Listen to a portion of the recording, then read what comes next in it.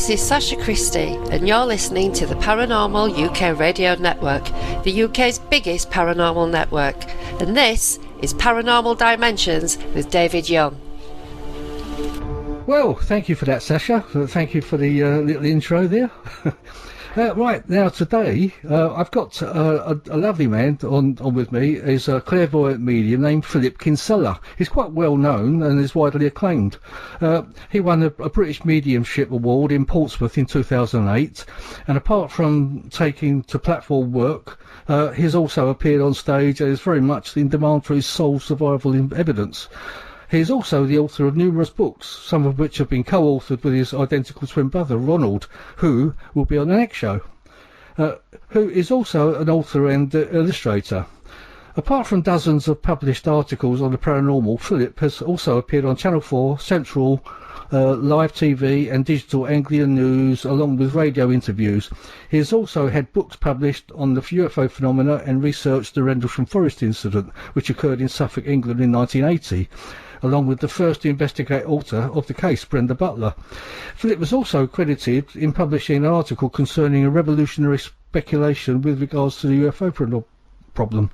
He is currently working on more books. Now, okay, I'm going to take no more time, but I'm going to introduce you to Philip Kinsella. Hello, Philip. Hello, David. Thank you very much for having me on your show. I'm very delighted. Welcome, Philip. It's great to have you on. I mean, as I say, I've really been looking forward to this. And I really don't know how to set off. I suppose really we ought to get into how you got into all this. I mean, with your brother and everything. Did you grow up knowing you were both clairvoyant, or actually I don't know. Is Ronald clairvoyant too? Not really, no. I mean, as a kid, I used to have very strange experiences. I would literally, if I saw something bad happening within my mind, shockingly, I'd see it playing out later on, slightly different, but almost in the same way. If there's going to be an argument or if there was something brewing. And I thought that when I was a kid, was cursed. And I would say a little mantra that went, no, God, no, never, God, never, to try and cancel it out when I'd realised that this was happening.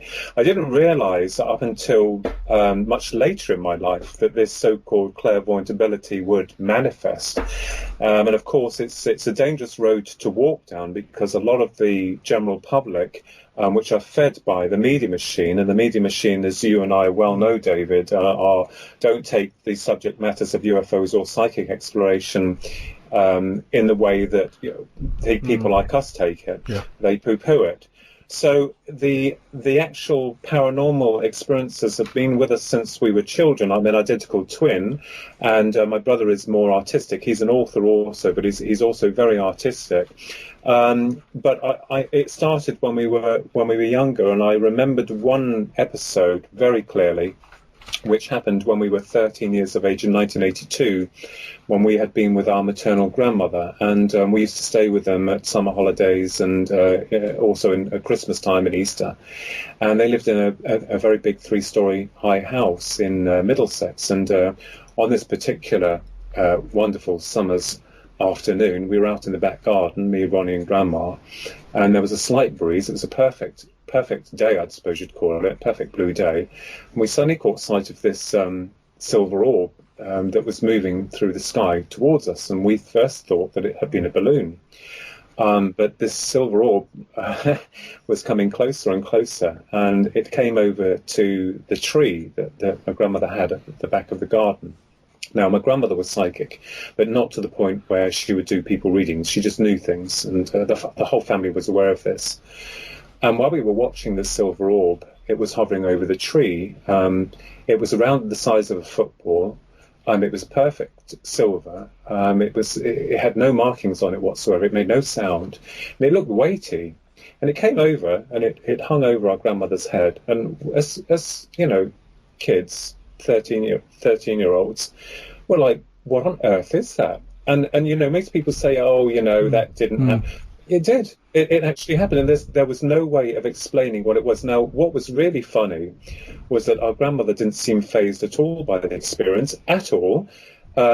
And we'd asked her what it was, and she said, well, the fairies had come to take a closer look at us.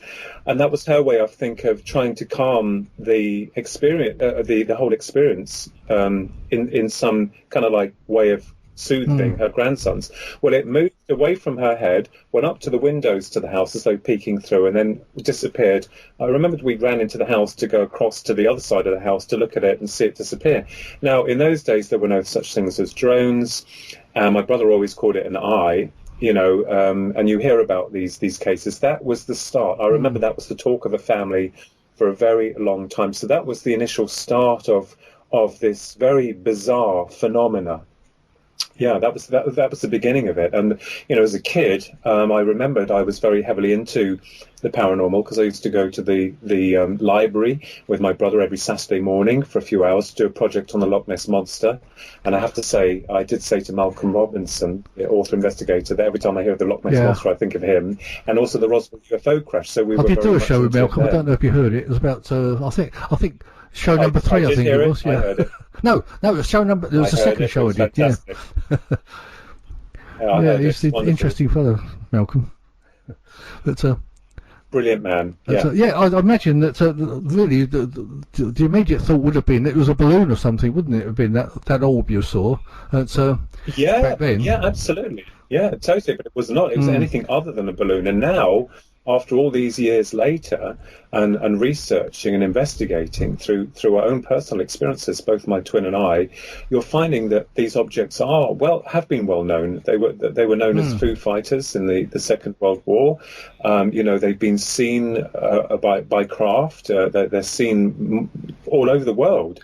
So my investigations led me then further into that field. But of course, in those days, there wasn't much on UFOs, and especially in the media. And of course, back in the 80s, I mean, we had Dr. J. Allen Hynek's the Project Blue Book. He released a book, and I had that as a paperback. As a young kid, I didn't understand most of it, but trying to absorb the scientific information in there was quite hard. But this eventually led on to an experience, to quite a traumatic experience that had occurred in the winter of 1989. And this is moving to when I was around 20, and that happened in the small village of Marston Mortain in the winter of 1989, and that is what then actually led me to believe that we were dealing with something that goes beyond the physical nuts and bolts aspect of what we call ufology, because I had an experience then that changed my whole idea of reality, as we call it. And since that day, I've been investigating and trying to understand what this is all about. Do you want me to go into that? Sure. So, David, I'd love to hear about it. Yeah, so, I mean, people, raise their eyebrows sometimes when you say you've seen a UFO, and, I understand that, but the experience is very different when you see one. And my twin brother and I recently saw 3 of them back on the 9th of April 2016, and thankfully been recorded by my niece in a neighbouring village, but that's another story. And Jason Gleaves analysed the footage, and they're unknown. But what happened in 1989 was that we lived in a small cul-de-sac, very quiet area, and it wasn't that far from a church called St Mary's Church. Whether or not our property then lay on the ley line, I'm not really sure. But my brother and I shared a downstairs room, a study and a bedroom. It was quite large. And we had the downstairs shower room and the hall and the kitchen and the conservatory and out into the garden. I come back from work, and I would have got back from the train for about 7:15, maybe 7:15. And I got into the house, and our dog Benji, we had a dog then called Benji, my sister and my brother were in the house. They were the only ones in there. And I came in through the door and walked through to the hall, to the kitchen. And, we're just talking, doing bits and pieces, having a coffee while I was in the kitchen. And all of a sudden, the atmosphere in the room changed. It was like an electrical current that going through the room. And you could sense this. It was like a build-up of static. And I know that a lot of people who experience very strange paranormal episodes go through this change in the atmosphere. It becomes electric. And all of a sudden, my brother, who was standing to my left and away from the open door to the hall, seemed to go in what I can only call was a trance. And as this this static energy was building, our dog started to growl. And my brother said, there's going to be an earthquake or Grandma's going to die. And he said this by looking up. It was almost as if he'd been possessed by something. He doesn't know why he said what he said afterwards, but this is what came out of his mouth. There's going to be an earthquake or Grandma's going to die. Well, our grandmother wasn't dead, and there certainly was no earthquake. At that exact moment, through the hall, because we had frosted glass windows to the hall, a very bright white light was coming up to the door of the house and the window to the house. It's all frosted. And I thought it was a car coming up the driveway to our drive. But this light got brighter and brighter. And what it was doing, incredulously, was bending the glass to the door. So while my brother was going in this trance, the glass was bending backwards and forwards as though something was penetrating through it. And my mind at that point was thinking, I don't understand what's happening. I was getting more and more frantic. The dog started to bark, and I really didn't understand what the hell was going on. And incredulous as it may seem, my sister was to the far left. She heard the dog, she saw Ronnie, but she didn't see what happened next because they weren't in the area of where this happened. But the only way I can describe was this small entity about 3 foot tall, clad in black, with what I assumed was some type of helmet that seemed bigger than its body. It literally walked through the glass that seemed like jelly or bending and ran into our downstairs bedroom stroke study. And everything returned to normal. At this point, the dog is really going for it. It's really, Benji's really barking, and the hairs on the back of my neck are coming up. And I reach behind me in the drawer and I pull out a knife, the biggest knife I can find, and I said, there's an intruder in the house. And then I said even louder, there's an intruder in the house. And at that point, this thing ran from the small room downstairs very quickly. So the dog, I mean, you have to be there to understand it. It's really quite frightening. The dog was really barking and yelping and distressed, and it ran up the stairs and disappeared. So we searched the house. There was nothing at all. So if you try to put yourself in that situation, and this was all the way back in 1989, and nothing quite like that has happened ever again, you try to explain to people what happened. I couldn't tell you. If you said to someone, I saw this grey type thing that looked, now I realise could have been one, all dressed in black, walk through the glass of your front door from some light, they'd just laugh themselves into the ground. But that wasn't the end of it, because I then experienced something even more bizarre. That particular, what I can only assume was the early hours of the morning, where I found myself waking up and on my back, levitating, and I was being pulled, and it was dark, from my room, and I woke up in the hall and being pulled through the kitchen doors to the house and thinking, how on earth am I able to get through the walls and doors of my house? It was as though it's like some out-of-body experience. I was just about to say that. Well, it would have been an out-of-body, but sorry, I'm interrupting. Carry on. No, you go ahead, David. Anyone would, or like some people say, sleep paralysis or something, but no. I was being pulled through the hall to the kitchen, through the conservatory, out to the back garden, and all along I'm thinking to myself, well, how am I able to pass through doors? How am I able to go through them? And this thought was in my mind primarily because I was not in control of where I was going. Something else was in control. And as I came out to the back garden, I was lifted up. It was dark, and I could see all these UFOs going through the sky. And thinking at that point, my goodness, they're real. They're real. And my mind is fighting to try and bring control to myself, because I know that I'm being forcibly removed somehow from where I had been in my bedroom stroke study out here. And as I focus upon these UFOs moving through the sky, there is one particular one that's not moving. And as soon as I fix my attention upon it, I'm lifted up, I can feel my stomach going, and I'm pulled towards it, then I black out. And then the next episode is the one where I suffered, unfortunately, through media, degradation, I suppose, in some way, because what happened then was that I again woke and I was disorientated. I didn't know where I was. And I found myself strapped to some type of bed, but not a bed that you would think. It felt more like a solid, hard bed.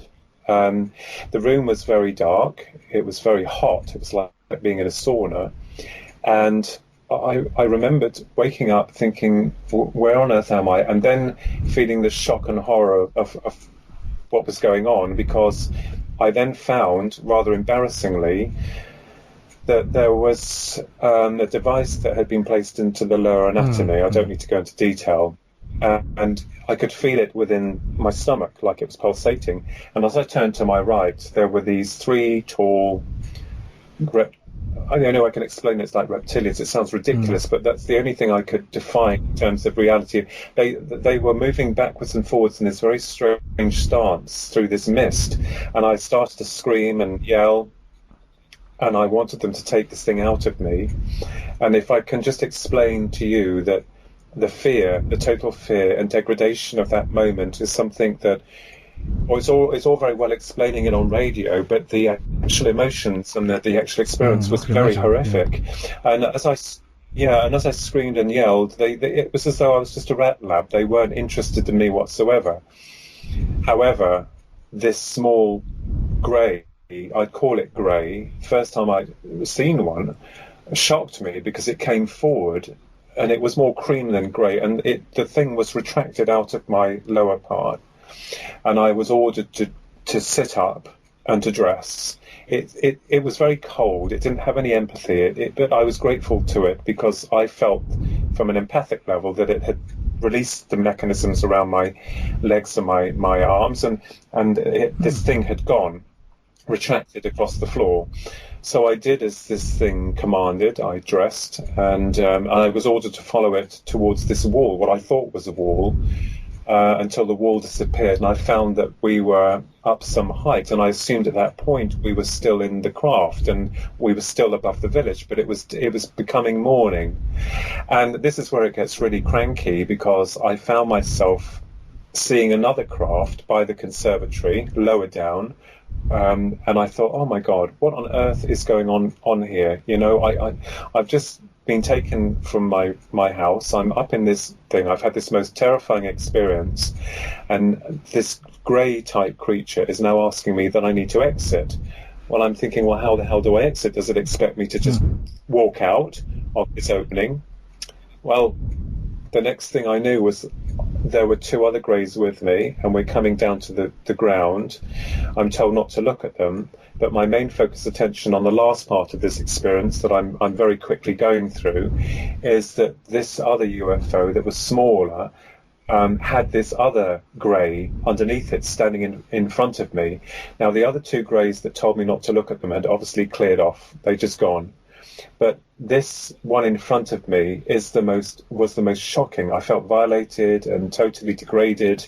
I didn't understand what had happened to me. I didn't know where I was in terms of my mind, or what. You're going through these experiences in your mind thinking, this is really happening to me, yet I want proof. I need proof. So this grey that's standing in front of me is about 4 foot tall. He's more human looking than grey, but still grey, if you know what I mean. He was stocky, well built, in a one-piece uniform, knee-length high boots. I can still see him now. His chin came into a point at the end, but he wore this stupid hat on his head, pointed hat that came underneath his craft, and he's got his arms folded across his chest, and he's looking at me. He's looking at me really angrily, like, and I could feel this real anger in him.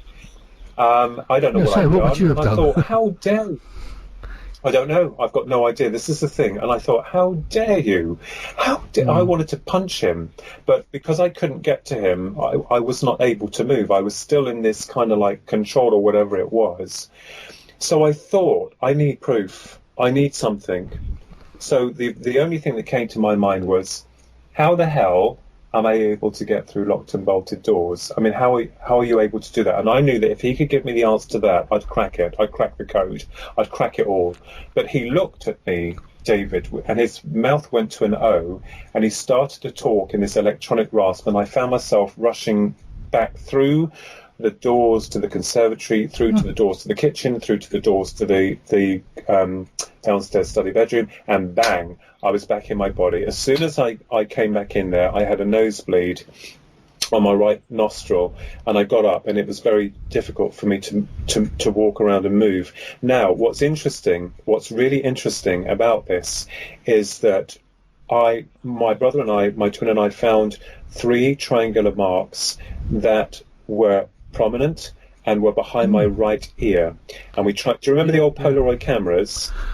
Yeah, we tried to take a picture of it. The picture wouldn't come out, so I had 3 triangular marks behind my right ear. I've got 3 marks that I still have on my right arm that burn, and I also kept having nosebleeds to the right nostril, to the right nostril, the area here.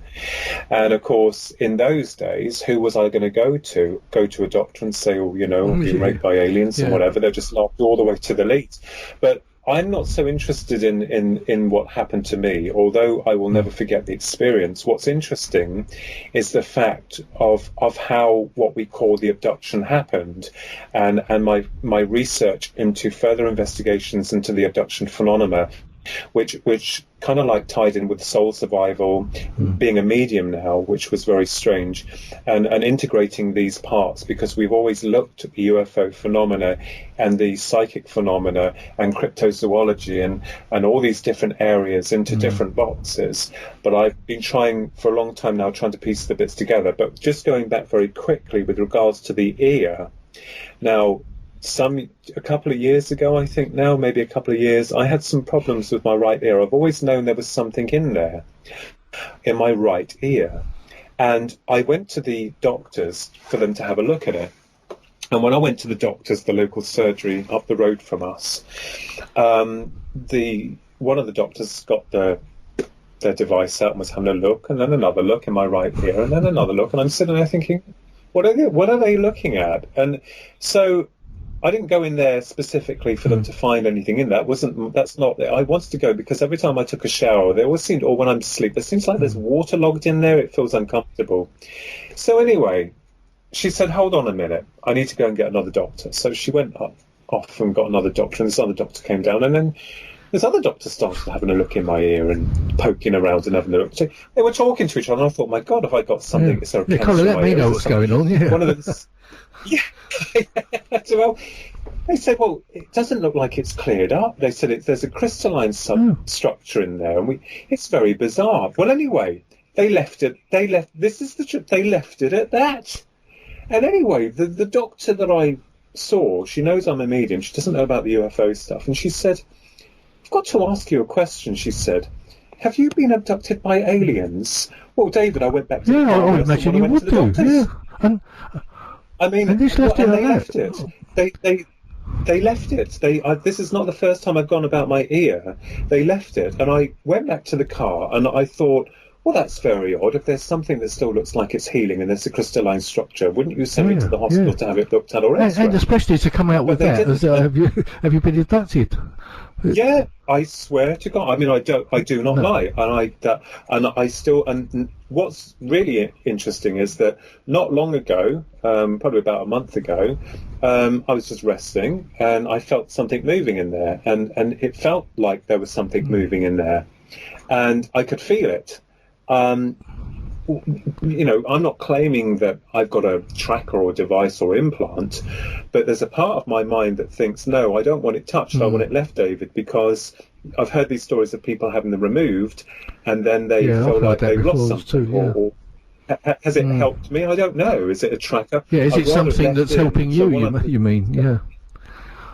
It's possible, but I'm going to tell you now, I'm absolutely convinced that what happened back in 1989 had something to do with the right ear and something being placed there, because I've always had something in the back of my mind that something is there. So this is where my investigations led me then into really serious investigating the truth, not the lies or the disinformation or the sensationalism or the ego, the truth. However bizarre and however hard it is for people to accept what I went through, because I knew that I was going to be in for a tough time with this, I thought this is possibly an abduction, and it's done out of body, that's still connected to the body. And this is where my theoretical model of the abduction phenomena came in.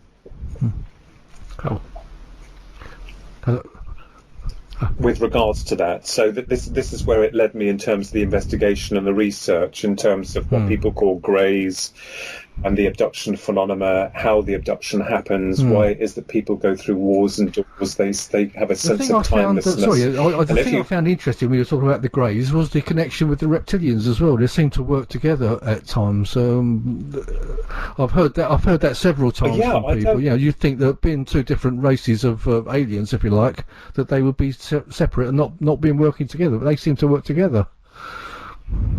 Totally, and I don't understand, because the thing is, think about this. I mean, back then in 1989, you were considered absolute crazy if you even suggested that you've had some form of an abduction. I know that Jenny Randalls got in touch with my twin and I about it.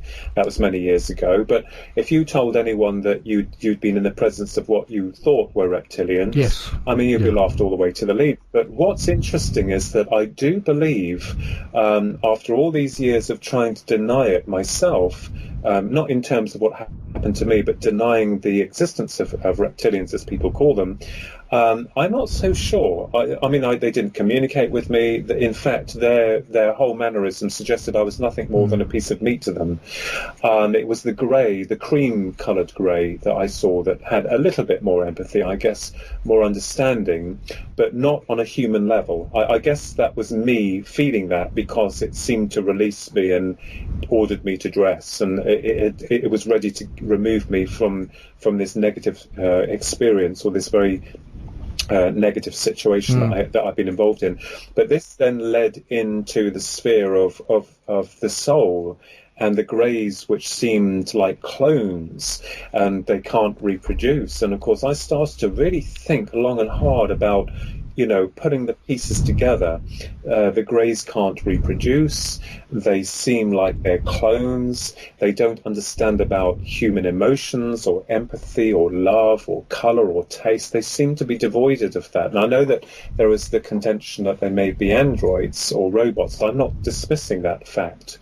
But what I'm saying is that they're very interested in our human physiology and also our psychology as well. They seem to be masters at mind reading. They seem to be masters at very much ahead of themselves in terms of communicating and controlling humans through the use of their eyes, their mind. Now, I then wrote a book called Believe, Bridging the Gap Between the Psychic and UFO Phenomena, which then was led on with Sky Crash throughout time, because I know that I teamed up with Brenda and I was doing a lot of investigations in Rendlesham Forest, which was the UK's #1 Roswell. Then I wrote a book called A Passage to Eternity, which kind of like highlighted upon the theoretical model of what the greys could, and only say could represent. It's only a theory, because we as humans, when we think about it, we only think that we live and then we die and that's it. But I'm of the firm conviction that the human soul survives death.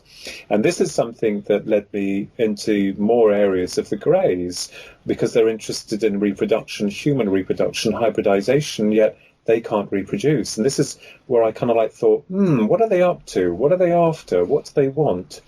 And it was in 1996, I believe, where I had my first ever download. You've heard of downloads. Is it much like because Brenda gets downloads, doesn't it? Brenda Butler we're talking about for Rendlesham. I believe Brenda gets downloads, much like the Jim Penniston experience as well.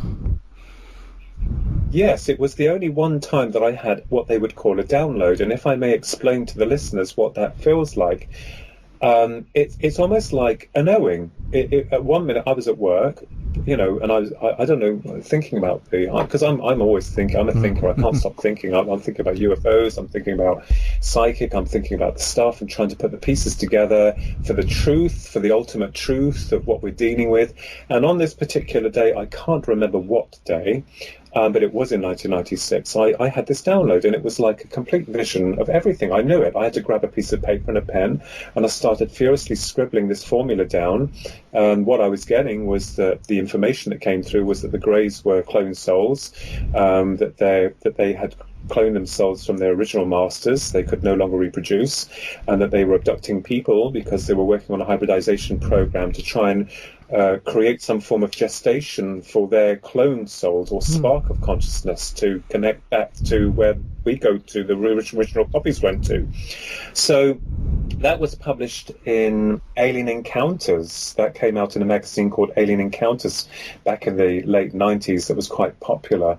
They published that, and they considered it revolutionary. But that's not where it ended, because the journey of this UFO quest got even strange. If it could, yeah. Yeah, I mean, you know, it's like walking down halls of smoke and mirrors, which it led me into, you know, the Rendlesham case, you know, and we were doing a lot of research and investigations under the recommendation of the brilliant and lovely Peter Robbins, who my brother and I and Susan had the esteemed pleasure of he's meeting a lovely man, many Peter. years ago.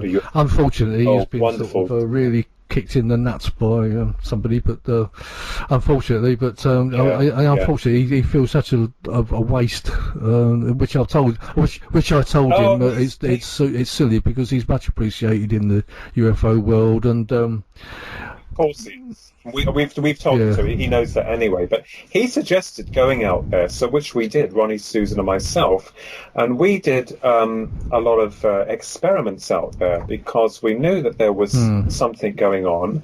And it's like the areas of, like, in America, Skinwalker Ranch. You have these particular areas in around the world that have UFO activity, but also seem to have a lot of paranormal experiences around that area, like orbs and all these different things. So we did an experiment, and I will tell you, for the record, which has been documented, on the 8th of June in 1998, we had seen a huge triangular object with a circular appendage in the farmer's field, to be correct, just outside one perimeter of the forest. And this had been done where we'd done this experiment at home a week before we went back to the forest. We'd sent our intentions out through meditation, and we'd asked them to show themselves to us. We really wanted to see them. We would take no camera equipment at all. We wanted this to be a personal experience. So the date was the 8th of June in 1998 that we went there to see if they would turn up. And we'd gone into the forest, into the field. We used to hook up where we normally do. And it was getting dark, and of course you can't be seen by the farmer that's across the field, because he's known for firing off guns sometimes just to scare people off. So I got some dowsing rods, and I doused into the area of the field. Now, at this time, half the field was crop and half was just like barren land. And I found a place that I thought was the area where the original UFO came originally. I can't be sure of that, because, at that point, I didn't really have a lot of information about what had happened with regards to Rendlesham until I met with Brenda some years later. But we found the spot, and both Ronald, Susan, a good friend of ours, Susan, and myself sat in this circle and meditated. And it was a lovely night. The stars were out. There was a full moon. And this was roughly around about, I think, 9:45 at night we'd meditated. Now, we come out of the meditation.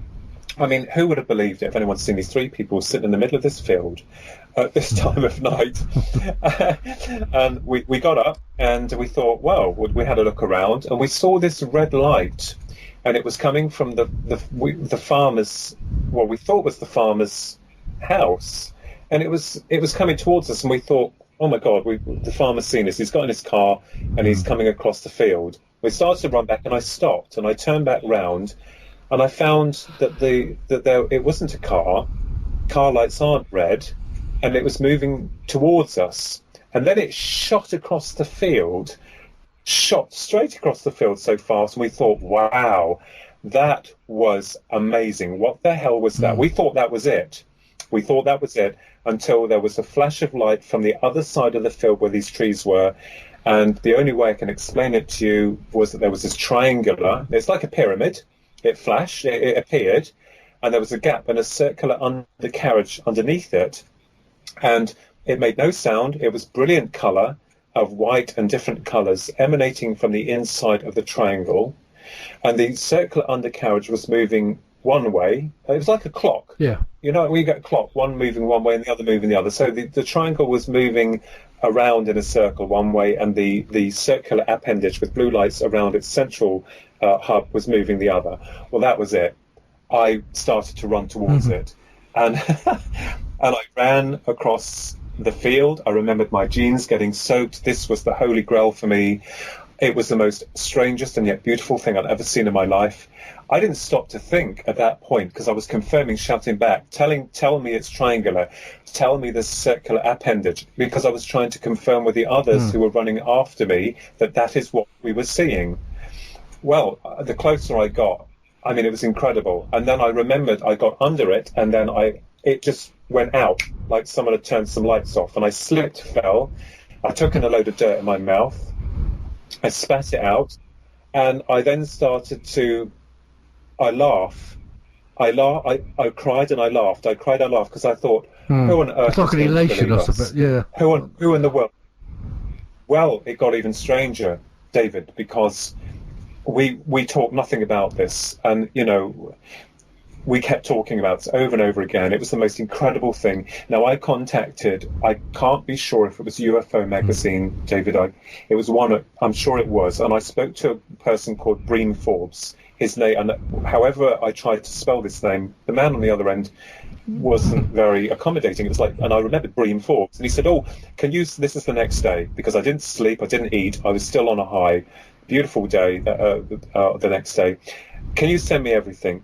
Pictures, anything you have, which we did. I packaged it, sent it to the magazine, and nothing back. And when I phoned the magazine back up and asked for this editor, they said they don't have anyone here of that name. Now, I don't, and they said the editor said he'd send everything to Peter Robbins, and I hadn't mentioned Peter Robbins at all. I mean, he didn't know that we had met him, but of course we do now. Bless his heart. But that was very bizarre. Yeah, and that was one of the. And then, of course, that's where I met Brenda Butler. I didn't know where she was in the world. I was out there doing investigations again. And I said, I'd really love to meet Brenda Butler on that very night that we were investigating. Who do you think we met? We met Brenda Butler. She spends a lot of time up there still. Investigating. Yeah. And then we teamed together, and then we wrote the book Sky Crash Throughout Time, a continued investigation to the Rendlesham UFO mystery, which Keppelbaum brought out in 2013, I believe. And that was more to do with her, a lot of what Brenda was involved in, and the sightings before and afterwards. So that's where that project led. So you can see, David, that, I seem to be pulled you certainly into do, this. yeah.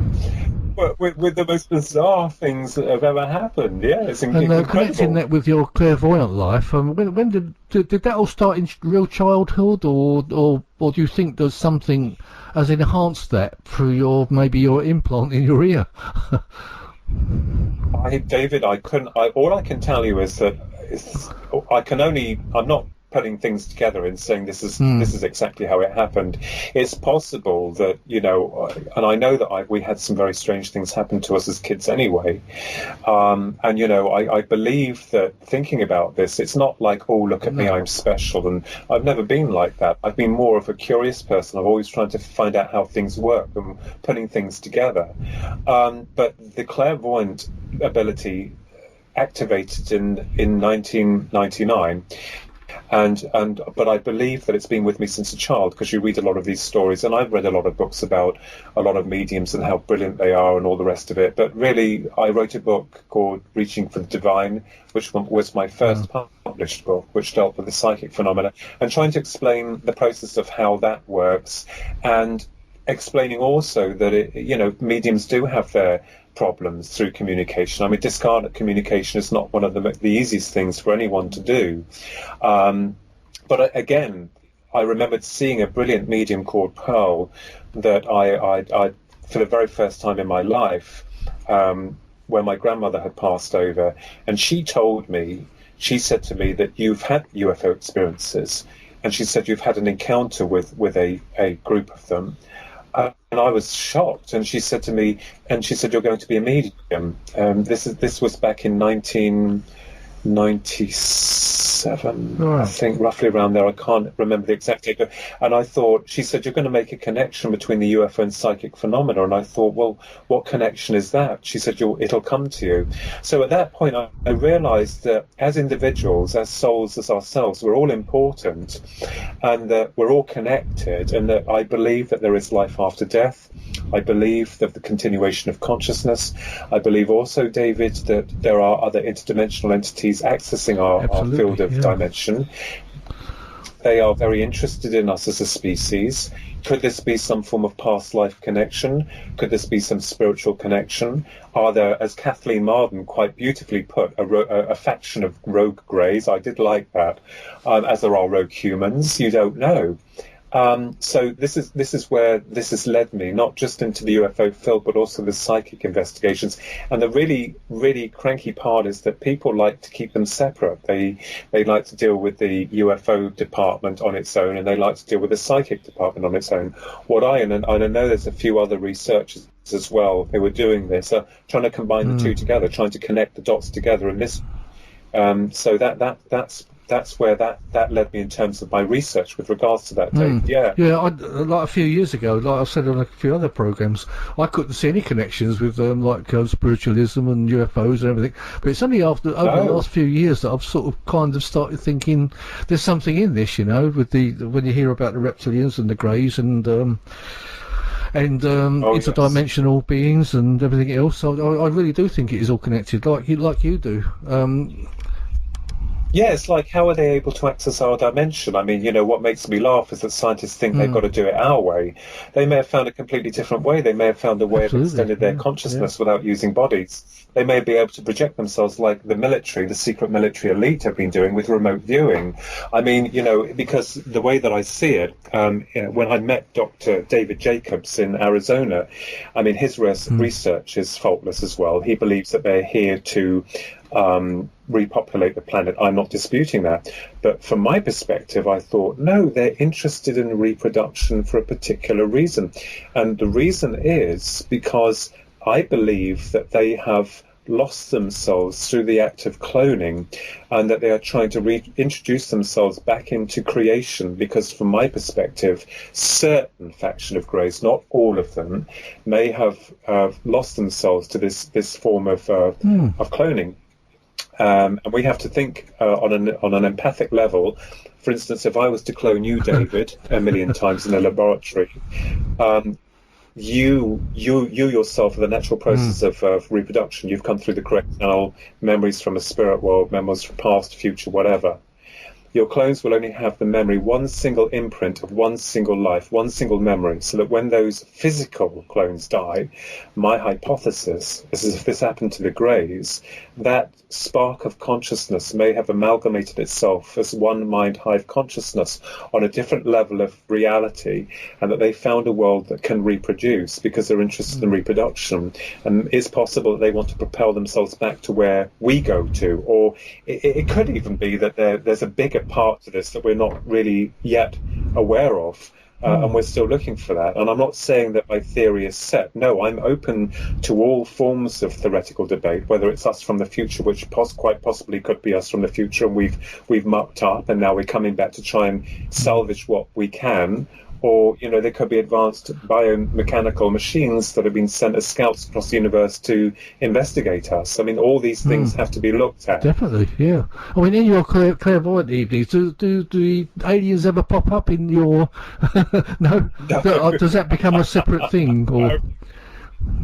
I believe it's separate, and that's something that's quite interesting. I mean, I'm dealing with survival evidence more times than not, 5 days a week. I'm dealing with dead at the time, so, but not once. No, I don't get. Yeah, that's kind of what you think, because like if all these things, I mean, everything's a living. You think if something dies and it's alien or human or whatever, you think that these things would all come together and in the afterlife, wouldn't you?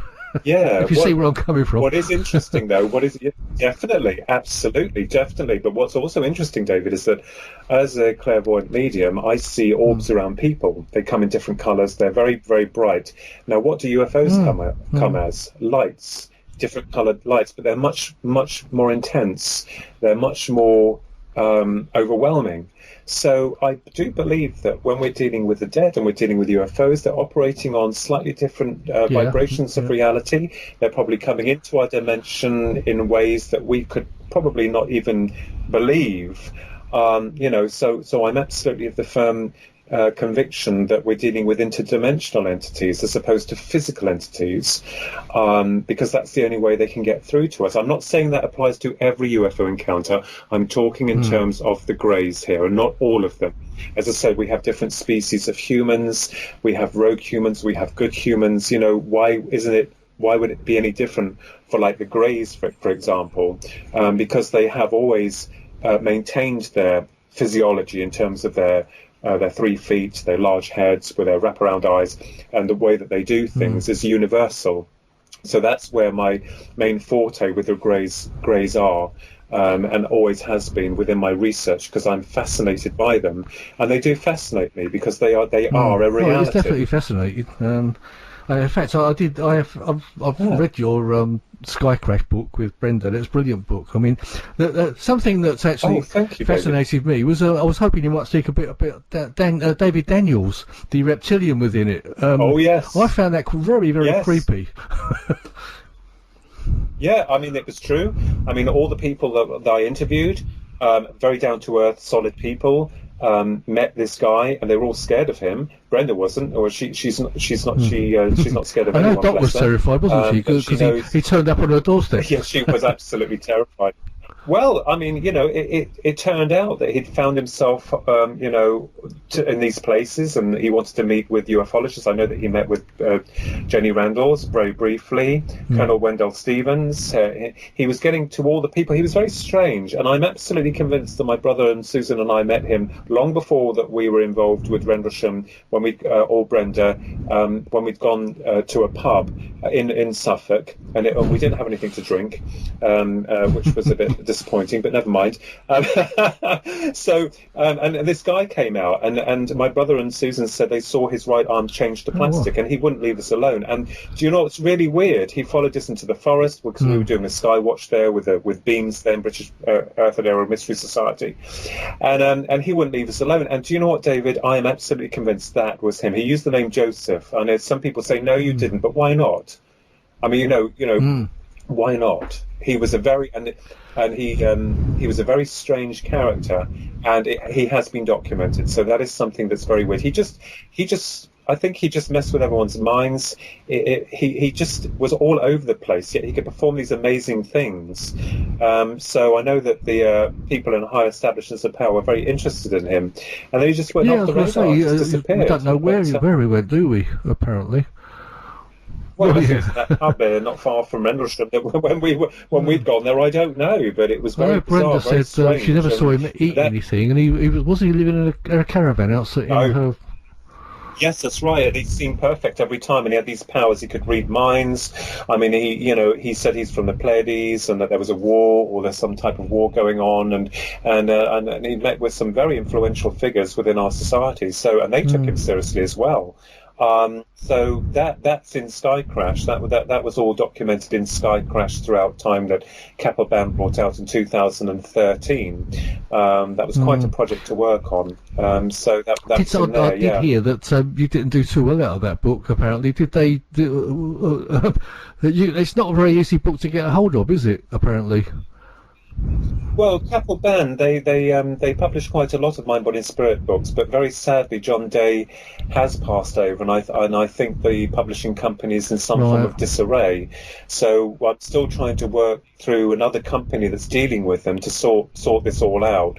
But I'm sure that we'll get that sorted. Yeah, it should be. Point. I think that should be made available again, because it's. I'm sure a lot of people would like to get their hands on a copy. Yes, that's right. I mean, they can buy it through the site still, Keppel Band. I think they can still get it there, but I don't quite know what's happening with that publishing company at all at the moment. They were very good. They brought up my other books, but then obviously there's tragedies, and it's I don't know what's happening with it at the moment. Another one of your titles that I find the Ungodly Agenda. What's that? What's that all about? Yes. the science fiction novel called The Ungodly Agenda. And we had David Saperstein, the author of Cocoon. They made his book into a Hollywood film. David Saperstein, he wrote Cocoon, Metamorphosis, Butterfly, and he's a good friend of ours. He's a professor from New York. But we wrote this book about reptilians who are basically watching the world, and a female heroine gets involved in this satellite program that she doesn't know what it's about, and then she ends up finding out that these aliens that are linked with the secret military elite are after something. They want something on the Earth, and they're looking for it. I won't give too much away, because I think you can still... Has it got elements of truth within it that you've learnt? We've been told so, David.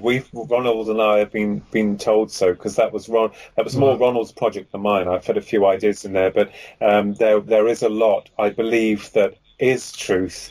And they always say, don't they, the best way to get anything that's fiction, that's truth, is through fiction. And sometimes you have to be very careful. But yeah, we weave this idea together, both Ronnie and I, and he poured his heart and soul into it. It had some quite good reviews, I believe. I think it did quite well. Yeah, it sounds an interesting book. I must say, I must try and get hold of a copy myself. The Ungodly Agenda. Yes, that was a piece of work. So, how do you feel about the disclosure movement? Have you got any thoughts on that? Do you think we're getting any closer to it? Or? I don't think so, David. I really don't. And we keep hearing all this disclosure, and I know that, Dr. Stephen Greer tried, and other people, but I'm going to tell you now, there is a wall that's stopping the good public from knowing about this, because I think, if we just look at the political problems we have at the moment and how that's being engineered through Brexit, and how manipulation, lies, deceit, and look what's happening with that. You just tell someone about there's a water shortage, everyone will be out doing the shelves in Sainsbury's or Tesco's. You tell them there's going to be a petrol shortage, they're going to queue up so you can't get any petrol. How will they manage? How on earth will they manage the reality and the acknowledgement that we are being visited by not so much extraterrestrials, but I would call them interdimensionals? That will scare, horrify a lot of people, good people who have been programmed the system's way, whereas people like you and I, many other people, are deprogramming. Not everyone's sensible like us, are they? We're coming out. And they thought we were the weird ones. I think we need to turn that finger of doubt upon the those that reckon that we need to be locked away. I think these you do wonder with some people. Yeah, I know. Yeah, it's an interesting subject, I must say. Yeah, I've always been fascinated by it. I'm after the truth. I'm linked, as you are, with some very brilliant people. I'm very honoured, and I have to say, my brother and I are both honoured to be brought into your circle and the other circles of people who are looking for the truth, because that's what we're dealing with. And however crazy it may seem, you kind of get a feeling of whether or not something's truthful or not, and it's very easy to disseminate that. But to deal with the truth, to look for the truth, to be passionate about the truth. I mean, I spend every day of my life reading and absorbing and thinking and writing, and this is what I like, and that's the truth. I mean, that's the truth, because I'm looking for the truth. Like we all are. No, thank you for saying that. I mean, I appreciate those comments. Like you say, I've been sort of mixed up in something that's been for the last 3 years, but so we won't go into it here. But No, best to remove yourself very gently for the moment from that. We only deal with truth and honesty, and the thing is, when that hits you in the face, that lies and things have been told, it does actually hit you pretty hard, and this is why I feel so strongly for Peter, who's been really badly treated through, and he knows how we really feel about his own personal research, and that which is still respected, Oh, and I don't doubt that at all, and I never have doubted that. And I can tell you, I wouldn't be at all surprised if he picks up his pen and he does another UFO book or something, because he's got a lot of information to give out to the masses. I think he's got one on the go, actually, doing like a history of UFOs. Good. I mean, have you got any advice for people they're conducting their own sort of research into the UFO field or anything? Or I think my advice would be to don't accept everything as face value. You really do need to look deeply into it. Yeah, I think, it's like anything. I think if my advice to anyone that's looking into it is believe in what you believe in. And I also feel that you need to go out and you have to do your research. You must research. You can't just take it for face value from a book or from something you've read online or a documentary you've seen. Go and research and then talk to people, get in touch with people. It's only when you do that you start to put the pieces together. And, the world's had a lot of incredible, very famous UFO encounters that I believe are totally absurd, because no one shouts for so long if there's no basis to it. For Roswell, for instance, I mean, that is an incredible true case. Rendlesham Forest incident, absolutely totally true, with Colonel Charles Holt and his men and Pennison and Burroughs. And I also believe that there's we have the Pascagoula event that happened, that I know Philip Mental's heavily into. That was another very famous and very well-known case as well. So there are hundreds, if not thousands, of cases that have been investigated, and there are good researchers out there who are digging for the truth. They want the truth. They want the truth. They're going to find it. So. Yeah, and that's where I'm not so interested in what happened to me now. That happened. I've been privately trying to work it out myself, and I still write about it. But my real passion and drive is to get to the real root of what's going on. That's where the real drive is. Would you like to give a mention about, because you're doing an appearance, aren't you? Shortly, is it July? Wasn't it, or was it June? No, the end of June. Where I'll be seeing you. Oh yeah, I can't. And, if you'd like to put it out there, maybe you can. Other people might like to. See you. Yeah, you can find out what I'm doing online. I mean, I know it's the end of June sometime, but I'm a bit rubbish with dates, I'm afraid. Yeah, I forgot what date was offhand. I think it's towards the end of June. I don't know. Yeah. So I will put a link to it on Paranormal Dimensions page anyway. Thank you, Dave. That's brilliant. And but my books and the research and I you can find out about me on there, and I am working on a new book called You the Public Deceive, The Grand UFO Deception, which hopefully will be out in 2020, and I'm also halfway through a psychic book called Guardians I'm always of the Dead. knocked out by your titles. Oh, I know. Yeah, I don't know where they come from. They just pop into my head, and I'm thinking, oh, that sounds like a good one. I think I'll use that one. But I have to thank all of you and all the good researchers who have supported me and my brother Ronald in everything that we do, which is really very warm and lovely, and that really warms the heart. So dealing with truth and honesty, dealing with respect, dealing with integrity, that is what it's all about, and it's about sharing good information and keeping abreast of what's going on around the world, because there's cases probably happening today that we won't get to know about until about 2 or 3 years' you time. and your brother are very warm human beings, and I think that just sort of you can just that passion that you both show for the subject just emanates out there, and and I think everyone appreciates it. Thank you. Yeah. We're not out to score points. We're not after fame or fortune. We're doing it, and most scholars and researchers and authors are poor. That's fine. I love what I do, and it's the drive that gets you there. That's what it's all about, and the comradeship with all those other good people out there who are really trying to help you and push you forward. It's really wonderful. It's a lovely circle to be in. Is that what you like best about this work? I think that's what I like about it. It's meeting all these lovely people. I mean, I don't think I'd have met all these lovely people such as yourself without this subject. It's. Yeah, and I think social media has helped in some way now, because in the early days you couldn't get hold of anyone. You had to write to them and wait weeks for a reply. So it's given us the ability, and I just hope that the establishment does not in any way try and control that, which they have done with a lot of other things. But that's another subject. I've met a few horrible ones as well, but we won't go into that. But anyway, I'm afraid we've got to leave it there, Philip. And thank you so much for coming on. It's been fascinating. It's been brilliant. I've got Ronald on the next show, like I mentioned. So I'm looking forward to speaking to him, and no doubt you'll get a mention as well. Like I said, I will put links on the page and everything. And So if you want to send me anything that you've got to put me on there, but I'll have a route around and find whatever I can about you anyway. All the dirty stuff that I like to try for. I don't think you'll find much dirty stuff, I'm afraid. No. I'd love to, the sensationalism, but it just won't work. That's why I say it, because I know I won't find it anyway.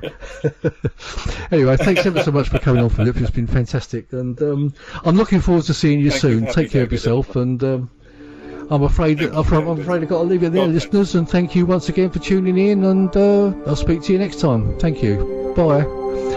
Thank you very much, David. God bless.